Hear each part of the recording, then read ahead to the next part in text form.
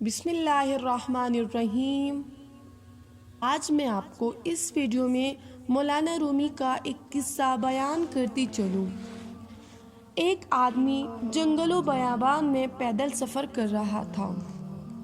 پرصعوبت سفر کی وجہ سے وہ تھک گیا۔ تھوڑی دیر آرام کرنے کے لیے وہ ایک سایہ دار درخت کے نیچے لیٹ گیا۔ تھکاوٹ کی وجہ سے اس پر نیند کا غلبہ ہو گیا۔ دور سے ایک عقلمند گھڑ سوار آ رہا تھا۔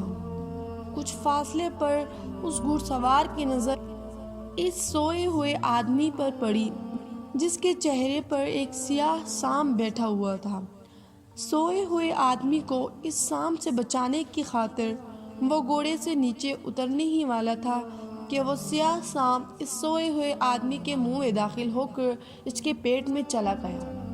گھوڑے سوار نے جب یہ ماجرا دیکھا تو اس نے سوچا کہ سانپ کو اس کے پیٹ سے کس طرح نکالنا چاہیے۔ فوراً اسے ایک ترکیب سوجی۔ اس نے سوئے ہوئے نادان غافل آدمی کو زور زور سے 2-4 گھونسے مارے۔ وہ بلبلا کر اٹھا اور گھبرا کر بھاگا۔ گھوڑے سوار نے بھی اس کے پیچھے پیچھے بھاگنا شروع کر دیا۔ راستے میں ایک سیب کے درخت کے نیچے کچھ کچے پکے سیب گرے ہوئے تھے۔ گھڑ سوار نے اسے کہا، یہ سیب اٹھا کر کھانے شروع کر دو ورنہ میں مار مار کر تمہارا کچومر نکال دوں گا۔ مرتا کیا نہ کرتا، اس نے وہ کچے پکے سیب کھانے شروع کر دی۔ جب وہ سیب کھا کھا کر تھک گیا اور اس کے معدے میں گنجائش نہ رہی تو اس کا جی متلانے لگا۔ پھر اس گھوڑے سوار نے کہا، میرے آگے آگے بھاگو، اگر کہیں دم لیا تو میں تمہیں جان سے مار ڈالوں گا۔ وہ مسافر پھر دوڑنے لگا۔ جب دوڑتے دوڑتے تھک کر سستانے لگا تو گھوڑے سوار نے پھر اسے ایک زوردار گھونسا رسید کیا۔ وہ بیچارہ ہاتھ جوڑ کر کہنے لگا، میں نے تمہارا کیا بگاڑا ہے؟ آپ مجھے کس جرم کے عوض سزا دے رہے ہیں؟ اگر تمہیں مجھ سے کوئی پیدائشی دشمنی ہے تو میرا سر کاٹ دو، کم از کم اس طرح مجھے تڑپا تڑپا کر تو نہ مارو۔ کیسی وہ منحوس گھڑی تھی جب تیری نظر مجھ غریب پر پڑی۔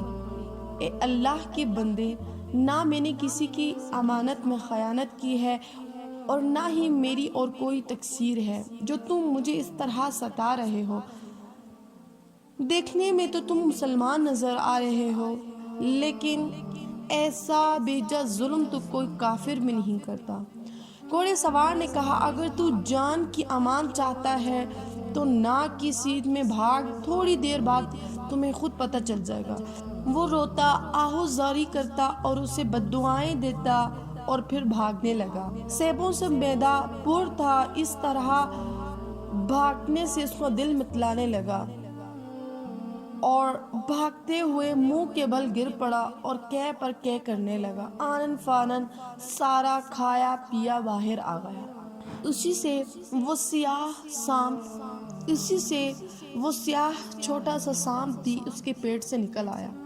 جب اس کی نظر سانپ پر پڑی تو وہ خوف سے تھر تھر کانپنے لگا۔ چند لمحے بعد جو اس پر تکلیفوں کا پہاڑ گرا ہوا تھا وہ ساری تکلیف جاتی رہی۔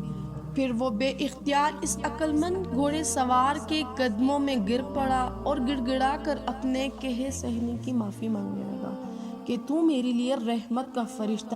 بس اسی طرح مولانا رومی کہتے ہیں، جس چیز کو تم زحمت سمجھتے ہو وہ شاید تمہارے حق میں رحمت ہو۔ ہر آئی ہوئی مصیبت کسی بڑی مصیبت سے بچانے کا ذریعہ ہوتی ہے، اس لیے حالات کو سپرد اللہ ہی رکھنا چاہیے۔ رسول اکرم صلی اللہ علیہ وآلہ وسلم کا ایک واقعہ جو اسی واقعے سے مشابہت رکھتا ہے۔ رسول اللہ صلی اللہ علیہ وآلہ وسلم نے ایک بار وضو کے بعد موزہ پہننے کا قصد فرمایا، لیکن دیکھا کہ اچانک آپ صلی اللہ علیہ وآلہ وسلم کا موزہ ایک عقاب اڑا کر لے گیا۔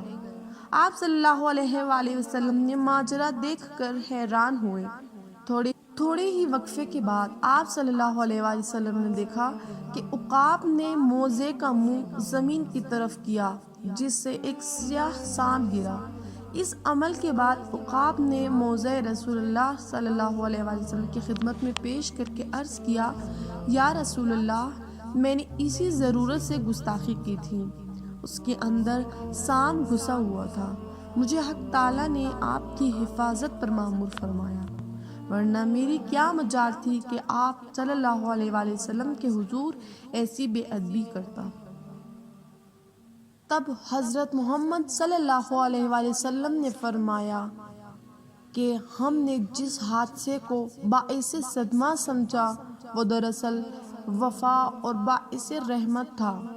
بس ہر قسم کے اسلامی سوالات کے لیے زندگی بدل دینے والے اقوال اور حکمتیں اور سبق آموز واقعات کو جاننے کے لیے ہمارے چینل کو سبسکرائب کریں۔